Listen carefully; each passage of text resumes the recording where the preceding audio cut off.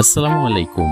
পরিবারের সবার সাথে ঈদের আনন্দ ভাগাভাগি করার জন্য আবারও গ্রামে চলে এসেছি। আগামীকাল আমাদের এখানে ঈদের নামাজ অনুষ্ঠিত হবে, আর আমি আজকে বিকেলে ঈদগাহ মাঠে চলে এসেছি কি কি বন্ধ ব্যবস্থা করা হয়েছে তা দেখার জন্য। কিন্তু এসে দেখি কিছু মহিলারা শুধুমাত্র ঈদগাহের মাঠ পরিষ্কার করছে এবং উপরে পর্দা টানানো হয়েছে শুধুমাত্র।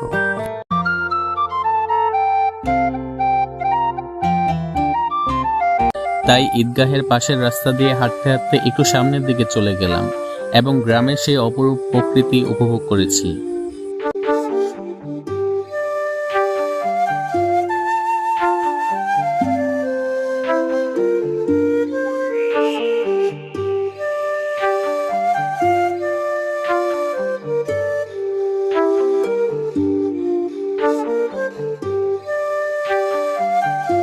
মিনি ব্লগটি আজকের মতো এখানেই শেষ করছি। টাটা।